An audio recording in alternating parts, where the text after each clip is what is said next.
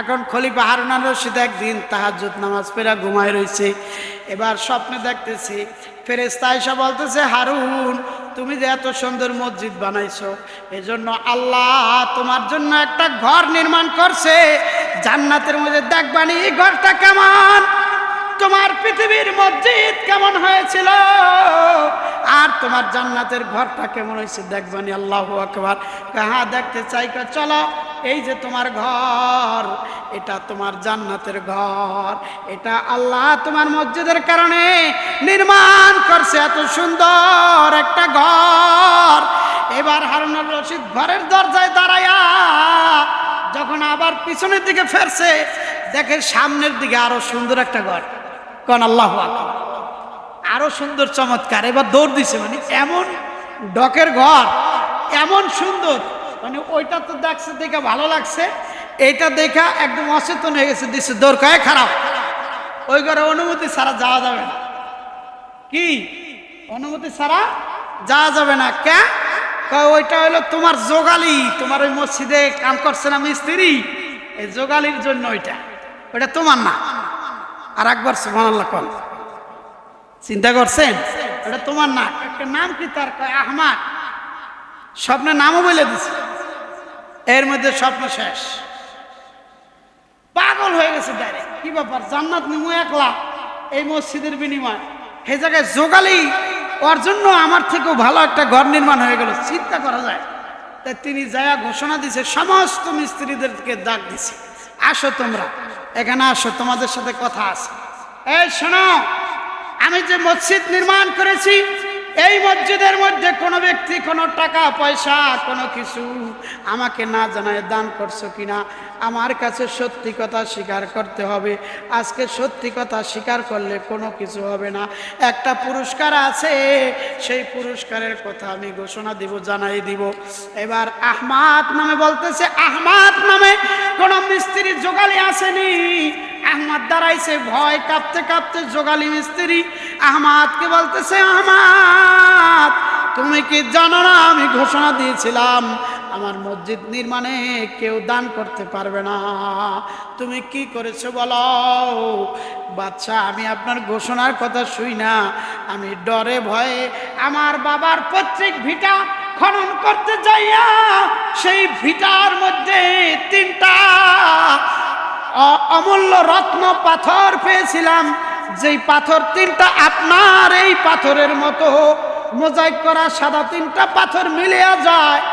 আমি আপনাকে না জানাই রাত্রের অন্ধকারে ওই 3টা পাথর আপনার এই নির্মাণ কাজের পাথরের মধ্যে রাইখা গেছিলাম। আল্লাহ বলতে, আল্লাহ হারুন আর রশিদ বলতেছে, আহমাদ তুমি এই যে গোপনে দান করেছ আল্লাহর প্রতি ভালোবাসা কইরা মসজিদের জন্য, এজন্য আল্লাহ তোমার উপর রাজি খুশি হইয়া আমি হারুন আর রশিদের থেকেও ভালো একটা ঘর তোমার জন্য আল্লাহ বানাই দিছে। সিদ্দিকে আকবর আবু বকর সিদ্দিক রাদিয়াল্লাহু তাআলা আনহু, তিনি সাহাবায়ে কেরাম, পৃথিবীর সকল মানুষের মধ্যে নবীর পরে সর্বশ্রেষ্ঠ মানব জাতির একজন ব্যক্তিত্ব ছিলেন সিদ্দিকে আকবর রাদিয়াল্লাহু তাআলা আনহু। তিনি নবীর হাতে হাত দিয়া ইসলামের পথে চলতে গিয়ে তেনার আবু কুহাফার ছেলে, তেনার বাবার নাম আবু কুহাফা, অনেক সম্পত্তির মালিক ছিলেন, কিন্তু আল্লাহর নবীর হাতে হাত দিয়ে দ্বীনের রাস্তায় দিতে দিতে এমন এক পর্যায়ে হয়েছে, কতগুলো তালিযুক্ত জামা গায়ে দিয়া মসজিদে নববীতে গেছে, একটা জামা গায়ে দিবে এটাও তার পরনে নাই। এরকম জামা গায়ে দিয়া তিনি মসজিদে নববীতে গেছে। জিবরাইল আমিন হাজির, আসসালামু আলাইকা ইয়া সাহিবান নবী, হে নবীর সঙ্গী আবু বকর, আপনাকে আমি সালাম দিলাম, আল্লাহ পাক রব্বুল আলামিন আপনাকে সালাম দিয়েছে, আল্লাহ আপনাকে সালাম দিয়েছে, আপনি আল্লাহর উপর খুশি আছেন কিনা, রাজি আছেন কিনা, এটা আল্লাহ জানতে চাইছে। কারণ সম্পত্তি তো সব দিয়ে দিছে। আবু বকর সিদ্দিক রাদিয়াল্লাহু তাআলা আনহু হাউমাউ করে কাঁদতে লাগলেন আর বলতে লাগলেন, ইয়া রাসূলুল্লাহ, জিবরাইল আমিন রাসূলের মাধ্যমে সিদ্দিকে আকবরের কাছে প্রশ্ন করেছিলেন। নবীজি বললেন, আবু বকর, আপনার উপর আল্লাহ রাজি খুশি আছে, আপনি রাজি আছেন কিনা? আপনার যে হালাত, আপনি রাজি আছেন কিনা? আবু বকর কান্দে আর বলে, ইয়া রাসূলুল্লাহ, আল্লাহর উপর আমি রাজি থাকবো কিনা এটা তো প্রশ্ন করার কোনো বিষয় নয়। আল্লাহর উপর রাজি হইয়া খুশি হইয়া ধন দৌলত সম্পদ সব কিছু ছাইরা দিয়া আপনার দরবারে পড়ে গেলাম। আবু বকর সিদ্দিক রাদিয়াল্লাহু তাআলা আনহু তিনি এত বড় জলিল কদর সাহাবী ছিলেন, যার জান্নাতের ব্যাপারে নবীজি সাল্লাল্লাহু আলাইহি সাল্লাম খবর দিয়েছেন। নবী বলছেন, আমি আবু বকরের জান্নাত দেখে আসছি, ওমরের জান্নাত দেখে আসছি, মিরাজের রাত্রে আবু বকরের জান্নাতটাও দেখছি, ওমরের জান্নাতও দেখছি। আশারাতুন ফিল জান্নাতি মুবাশশারাতুন মিনাল জান্নাতি, 10 জন সাহাবী যাদেরকে জান্নাতের সুসংবাদ দেওয়া হয়েছে, টিকিট দেওয়া হয়েছে। তোমার কাছে আমার কাছে জান্নাতের কোনো টিকিট নাই, যত তুমি ইবাদত করো বলার কোনো শক্তি নাই।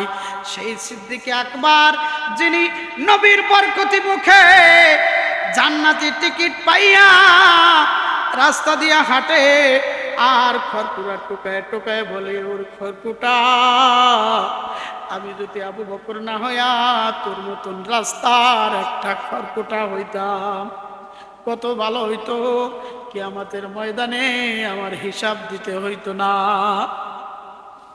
একদিন বিশ্বনবী সাল্লাল্লাহু আলাইহি সাল্লাম এমন চাঁদনির রাতে বাহিরে বসে আছেন। আম্মা জান আয়েশা সিদ্দিকা রাদিয়াল্লাহু তাআলা আনহা এরকম নবীর রানের উপর মাথা দিয়া না, আয়েশার রানের উপর নবীর মাথা, নবী আকাশের দিকে তাকায় রয়েছে, বলতেছে, আয়েশা দেখো, আকাশের দিকে তাকায় দেখো, যেই তারকাগুলো আছে এই তারকাগুলো তুমি গণনা করতে পারবে কিনা? আয়েশা বললেন, ইয়া রাসূলুল্লাহ, এটা তো পৃথিবীর কোনো মানুষের গোনার কোনো কায়দা নাই। আল্লাহর নবী বলতেছে, আমার উম্মতের মধ্যে এমন একজন শ্রেষ্ঠ উম্মত আছে আমার সাহাবীর মধ্যে, যার সওয়াবের তালিকা, নেকের তালিকা আকাশের তারকার থেকে অগণিত, পৃথিবীর কোনো মেশিন দিয়া গোনা সম্ভব না। আয়েশা বলতেছে, কে ইয়া রাসূলুল্লাহ? সেই সাহাবীটাকে যার এত সওয়াব? আল্লাহর নবী বলতেছে, ওমর। সেই সাহাবীটা হইল ওমর। আয়েশার চোখ দিয়া পানি আয়েশা পড়ছে। আয়েশা বলতেছে, আমি মনে করছিলাম আমার বাবার কথা বলবেন, কিন্তু ওমরের কথা বললেন, আমি কষ্ট পেয়ে গেলাম। আমার নবী বলতেছে, আয়েশা শোনো, ওমরের যে অগণিত সওয়াব, তাম পৃথিবী, ওমর সহ তাম পৃথিবীর মানুষের সওয়াব যদি এক পালার মধ্যে রাখা হয়, আর তোমার বাবা আমার আবু বকরের নেক যদি আর এক পালার মধ্যে রাখা হয়, তাহলে আবু বকরের সওয়াবের পালা বেশি হয়ে যাবে। এত বড় নেকিওয়ালা জান্নাতের টিকিট প্রাপ্ত ব্যক্তি রাস্তা দিয়ে হাঁটে। নবীর মরণের পর কিছুদিন পর আবু বকর সিদ্দিক রাদিয়াল্লাহু তাআলা আনহু নিজের মেয়ে আয়েশার কাছে বলতেছে, আয়েশা রে, তোমাকে আমি জন্ম দিয়েছি, তোমাকে আমি বিশ্ব নবীর সাথে বিবাহ দিয়েছি, পৃথিবীর সকল নারীদের থেকে তুমি দামি হয়েছ, তোমাকে আমি নবীর সাথে বিবাহ দিয়েছি, তুমি দামি হয়ে গেছো, তোমার কাছে আমার একটা দরখাস্ত আছে। আমি নবীর সাথে ছিলাম, আমি নবীর সাথে ছিলাম, ভয়ঙ্কর অন্ধকার কবরে আমি কেমনে থাকব? আমার বড় ভয় লাগে, আল্লাহু আকবার, আমার বড় ভয় লাগে। তোমার কাছে একটা দরখাস্ত, আমার মরণের পরে আমার লাশটা তোমার স্বামী বিশ্ব নবীর পাশে তুমি দাফন করিও। আমার নবীর পাশে শুইলে আমার একটু সাহস লাগবে, নবীর সাথে জীবন কাটাইছি, ঘর বাড়ি ছেড়ে, আত্মীয় স্বজন, পাড়া প্রতিবেশী, টাকা পয়সা সব কিছু ছেড়ে দিয়ে, সম্পত্তি বাণিজ্য সব কিছু ছেড়ে দিয়ে নবীর সাথে জীবনটা ব্যয় করেছি। কবরের জগতেও আমার নবীর পাশে ঘুমাইলে আমার একটু সাহস থাকবে, তুমি আমার কবরটা আমার নবীর পাশে দিয়ে দিও। আয়েশা কান্দে আর বলে, আব্বা এটা আপনার দরখাস্ত করা লাগবে না, আপনি সত্যিকার একজন আদর্শবান বাবা, সন্তানের দায়িত্ব এমন ভাবে পালন করেছেন, বিশ্ব নবীর সঙ্গে আমার বিবাহ দিয়েছেন, আমাকে দামি বানানোর জন্য আপনি মাধ্যম, আমি আপনার দাফন কাফন নবীর পাশেই করব। সত্যিকার সিদ্দিক আকবরের মরণের পর নবীর পাশে কবর দিয়ে দিলেন। জীবন ভৈরা নবীকে পাওয়ার পর ঘর বাড়ি ছাইরা দিয়া মসজিদের পিছনে লাগিয়া রইলেন। মরণের পরেও মসজিদে এমন জায়গায় ঘুমাইলেন, এমন জায়গায় ঘুমাইয়া পড়লেন যেই জায়গায় সোনার মদিনায় আল্লাহর নবী ঘুমানো আছে। হাদিসের মধ্যে আসছে এর মধ্যে একমাত্র একটা সরাসরি জান্নাতের অংশ, সেটা হইল আল্লাহর নবীর মেম্বার এবং আল্লাহর নবীর কবর মোবারক, রওজা মোবারকের মাঝখানের রওজাতুল মিন রিয়াজিল জান্নাহ, এই রিয়াজুল জান্নাহর মধ্যে ঘুমাইতেছেন। কিছুদিন পর আবার খলিফাতুল মুসলিমিন ওমর রাদিয়াল্লাহু তাআলা আনহু তেনাকে যখন আঘাত করলো, তখন তিনি অসুস্থ হয়ে পড়লেন। তখন তিনিও তেনার ছেলে আব্দুল্লাহর কাছে বলতেছে, আব্দুল্লাহ রে যাও আম্মা জান আয়েশার কাছে যাও, নবীর রওজার মধ্যে এখনো 2টা কবরের জায়গা ফাঁকা আছে। কয়টা? একটা কবরে আমার নবী ঘুমাইছেন, আর একটা কবরে সিদ্দিক আকবর ঘুমাইছে, আর একটা কবরের জায়গা ফাঁকা আছে, হযরত ঈসা নবীকে দাফন করা হবে। আর একটা কবর আয়েশা তার স্বামীর কাছে ঘুমানোর জন্য, বিশ্ব নবীর কাছে শোয়ার জন্য একটা কবরের জায়গা ফাঁকা রাখছে। তুমি যা বলো, আমি খলিফাতুল মুসলিমিন বিশ্ব নবীর কাছে আমি কবর দেশে থাকতে চাই। তুমি যা আয়েশার কাছে বলো। আব্দুল্লাহ যায় বলতেছে, আম্মা জান আমার বাবা এই কথা বলছে, আপনার কবরের জায়গাটা চাইছে আমার বাবা। আয়েশা বলতেছে, ঠিক আছে, খলিফাতুল মুসলিমিন জীবন ভৈরা নবীর সঙ্গে তারা জীবন দিয়ে দিছে, তাদের জন্যই মানায় নবীর পাশে থাকা। আল্লাহর নবীর এই কবরটা ওমরের কবর দেওয়ার আগ পর্যন্ত হযরত আয়েশা সিদ্দিকা রাদিয়াল্লাহু তাআলা আনহা প্রতিদিন 2টা কবর, রুমের মধ্যে একটা স্বামীর কবর বিশ্ব নবীর কবর, আর একটা সিদ্দিক আকবরের কবর, 2টা কবরের মাঝে আয়েশা সিদ্দিকা মাঝে মাঝে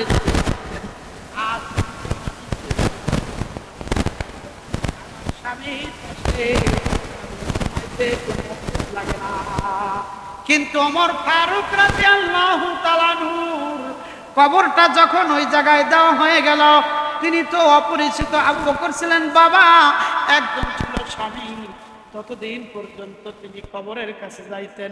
কিন্তু যখন ওমরের কবর দেওয়া হয়ে গেছে, তারপর তিনি আর ওই রুমের মধ্যে যাইতেন না। আল্লাহর নবীকে ভালোবাসতে বাসতে, আল্লাহর নবীর জন্য কোরবান করতে করতে তারা যেই মসজিদের পিছনে খাটতে খাটতে খাটতে খাটতে জীবনটা ব্যয় করেছেন, ওই মসজিদের এক পাশে কিয়ামত পর্যন্ত আল্লাহর নবীর সঙ্গে তারা ঘুমাইতে থাকবে। পৃথিবীর প্রান্ত প্রান্ত থেকে যত মুমিন মুসলমান আসে, তারা নবীর রওজায় সালাম দেওয়ার সাথে সাথে সিদ্দিক আকবরের রওজা মুবারক সোজা একটা সালাম দেয়। ওমরের রওজার সামনে যে সালাম দেয়, যারা জান্নাতের টিকিট পায়া দুনিয়ার থেকে গেছে, দোস্ত তাদের হালাত কি ছিল, তোমার হালাত কি, আমার হালাত কি? আলেম হয়ে নামাজ পড়া তোমাদের যে তাকাব্বুরি, যে চিন্তা ভাবনা, এটা কিন্তু সাহাবীর চিন্তা ভাবনার সাথে কোনোদিন মেলে না। আল্লাহর নবী যুদ্ধের ময়দানে বলছে, এ আমার সাহাবীরা, জান্নাত খরিদ করবা। আমার আল্লাহ বলছে জান্নাত বিক্রি করবে। তোমাদের কাছে কে কে আছো জান্নাত কিনবা? আল্লাহু আকবার। সাহাবীরা বলে ইয়া রাসূলুল্লাহ লাব্বাইক, আমরা রাজি আছি, আমাদের মাল, আমাদের ধন সম্পদ সব কিছু দিয়ে আমরা জান্নাত ক্রয় করতে রাজি আছি। ইন্নাল্লাহ আশতারা মিনাল মুমিনিনা আমওয়ালাহুম ওয়া আনফুসাহুম বিআন্না লাহুমুল জান্নাহ। আল্লাহ বলতেছে আমি তোমাদের মাল ক্রয় করলাম, বিনিময়ে তোমাদেরকে জান্নাত বিক্রি করলাম। মিয়া বিক্রি করা দান করার মধ্যে পার্থক্য আছে। আজকে আপনি একটা দান করার নিয়ত করেছেন, কয়দিন পর নিজেই ফুতুর হয়ে গেছেন, গরিব হয়ে গেছেন, তারপর সবাই বলতেছে ঠিক আছে তোমার আর দান করণ লাগবে না, কারণ তুমি তো এখন দান খাওয়ানোর যোগ্য, ঠিক কিনা? আর বিক্রি করলে সেটা দিতেই হবে। বেচা বিক্রি ভিন্ন জিনিস। যার কাছেই বেচেন, হিন্দু হোক, মুসলিম হোক, খ্রিস্টান হোক, যার কাছে যেটা বেচবেন বিক্রি করবেন সেটা দিতেই হবে, ঠিক কিনা? জোরে কন। এবার ওমর রাদিয়াল্লাহু তাআলা আনহু এই কথা শুই না সমস্ত সম্পত্তির অর্ধেক ভাগ করে নিয়ে আসছে আল্লাহর নবীর দরবারে। মনে মনে চিন্তা করতেছে আবু বকরের থেকে কোনোদিন সম্পদ বেশি কামাই করতে পারলাম না, আজকে আমার একটা সম্পদের প্রতিযোগিতা।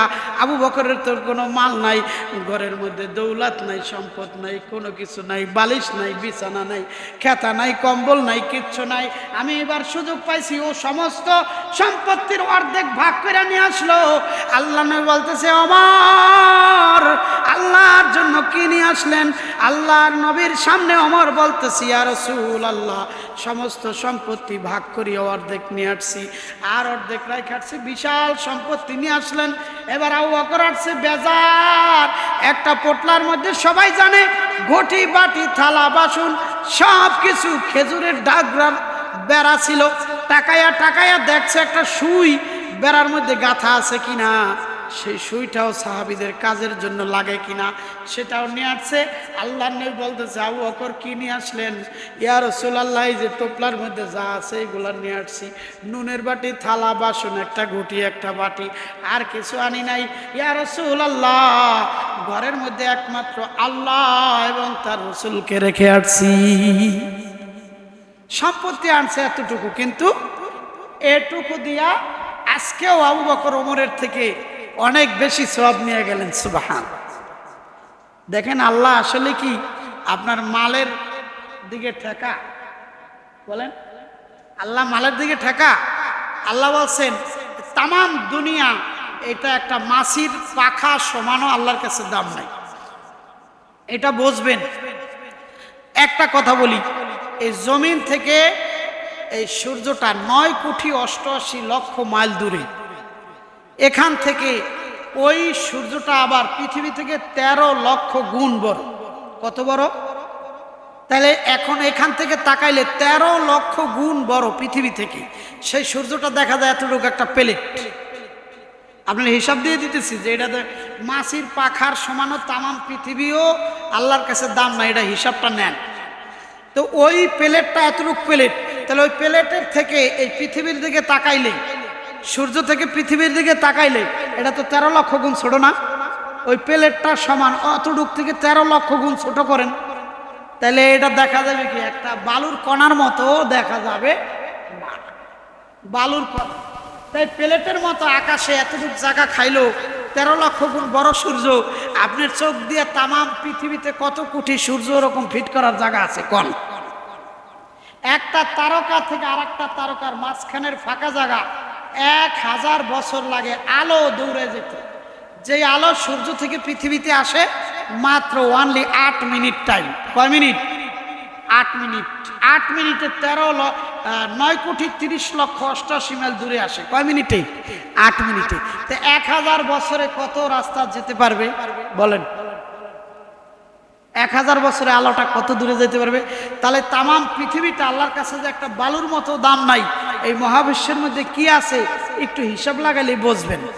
আখেরাতে চোখ বোঝা লাগবে না, দুনিয়াতেই পাবেন, ঠিক কিনা? তাহলে এই নাপাক গান্দিগি দুনিয়ার পিছনে এই তামাম পৃথিবীর দাম আল্লাহর কাছে নাই।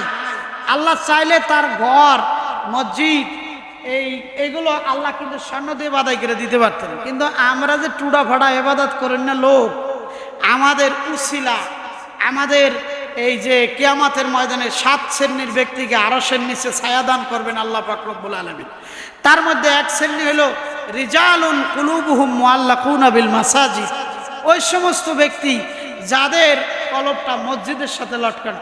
মাশাআল্লাহ, যে ভাঙ্গা ঘর ছিল এখন কত সুন্দর ঘর হয়েছে। এটা আপনারা মসজিদকে যদি ভালো না বাসতেন তাই কি এমন হইতো? কি বলেন, হয়তো? কথা বলেন না কেন? মসজিদের সাথে যারা ভালোবাসা রাখবে কিয়ামতের ময়দানে আল্লাহ পাক রব্বুল আলামিন তাদেরকে মসজিদের মধ্যে উঠায়া আরশের নিচে ছায়া দান করে দিবে।